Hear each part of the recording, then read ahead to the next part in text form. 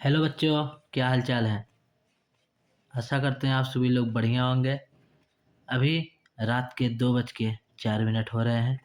मैं आपके लिए वीडियो बना रहा हूँ। कक्षा 10 इंग्लिश वालों के लिए चैप्टर नंबर 1 है, जिसका नाम है ए लेटर टू गॉड। इसका हम लोग पहले सारांश देखेंगे, क्योंकि अगर हम लोग को ये कहानी पता रहेगा तो इसका आंसर आसानी से कर सकते हैं। इसमें जितने भी क्वेश्चन हैं, क्वेश्चन आंसर दूसरे वीडियो में देखेंगे।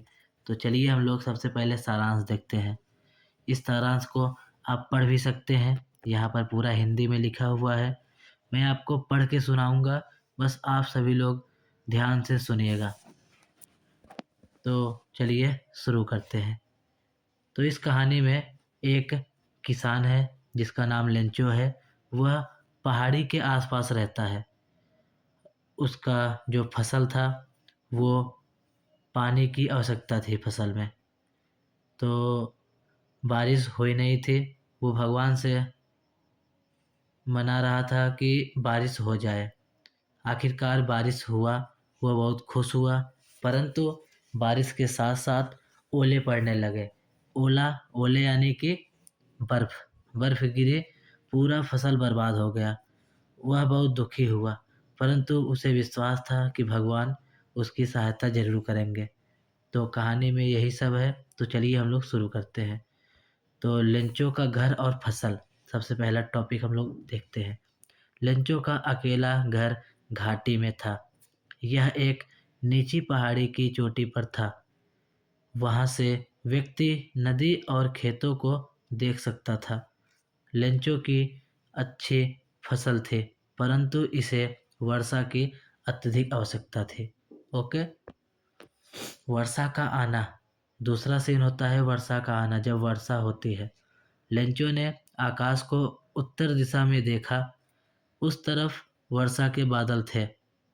उसकी पत्नी शाम को खाना बना रही थी।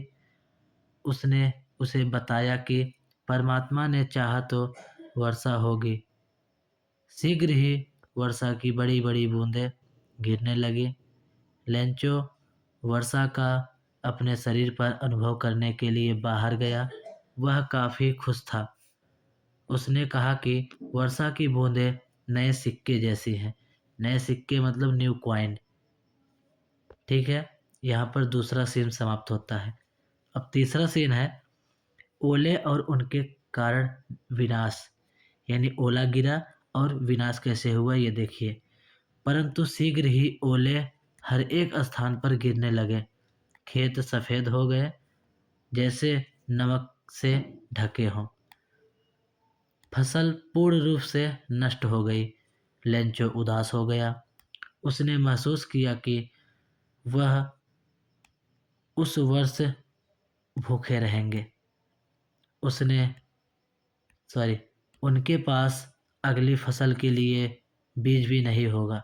यानी कि फसल नष्ट हो गया तो अगले साल क्या बीज लगाएंगे, इसी को सोचकर वह दुखी हो रहा है। अगला सीन दिखा रहा है परमात्मा को लेंचो का पत्र। जब ये फसल नष्ट हो जाता है तो लेंचो भगवान को एक पत्र लिखता है। तो देखिए क्या है उसमें।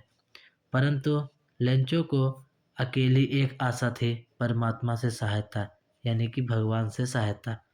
उसे विश्वास था कि कोई भी भूख से नहीं मरता। उसे परमात्मा में बहुत विश्वास था। अगले रविवार को वह डाक खाने गया। उसने परमात्मा को उसके पास 100 पैसे भेजने के लिए, 100 पैसे जिसको बोलते हैं, भेजने के लिए एक पत्र लिखा। उसने पते के रूप में परमात्मा लिखा, यानी कि कहाँ भेजना है, तो भगवान के पास भेजना है।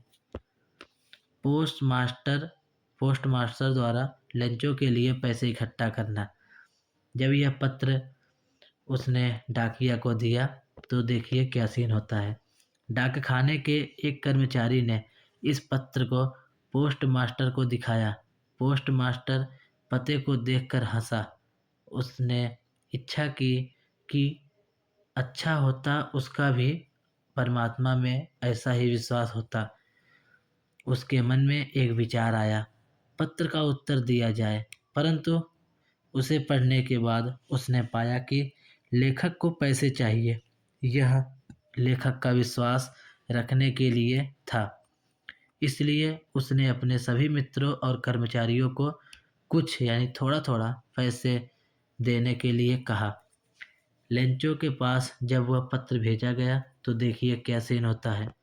इस प्रकार पोस्टमास्टर सिर्फ 70 पैसे ही इकट्ठा कर सके, यानी कि सभी लोग पैसा इकट्ठा किए तो 70 पैसे ही इकट्ठा हो पाया। तो यहाँ पर पैसे नहीं होकर पीसो है। ओके, तो उसने पैसे को एक लिफाफे में डाला और उसके ऊपर लेंचो का पता लिख दिया। उसने हस्ताक्षर के रूप में इस पर सिर्फ एक शब्द परमात्मा लिख दिया, यानी इसलिए लिख दिया ताकि लेंचो को पता चले कि परमात्मा यानी भगवान की तरफ से यह रिटर्न पत्र आया है। तो अगले रविवार लेंचो डाक खाने आया। उसने पूछा कि उसके लिए क्या कोई पत्र है। उसे वह पत्र दिया गया। लेंचो ने पैसा देखा और देखकर कोई आश्चर्य नहीं दिखाया। जब उसने पैसे गिने तो उसे गुस्सा आया। उसने महसूस किया कि परमात्मा कोई गलती नहीं कर सकता था। तो आगे देखिए, परंतु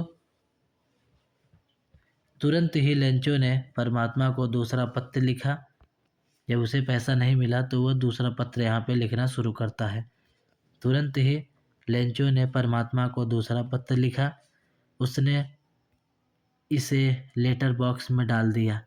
पोस्ट मास्टर ने इसे खोला। लेंचो ने उस पत्र में लिखा था कि उसे केवल 70 पीसों मिल गए हैं, परंतु उसने तो 100 पीसों के लिए कहा था।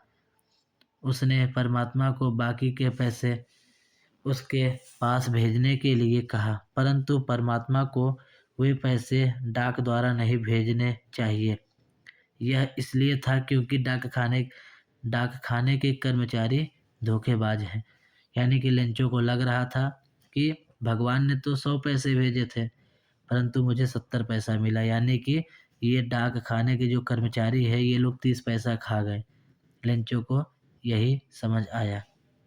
तो कहानी यहीं पे समाप्त होती है।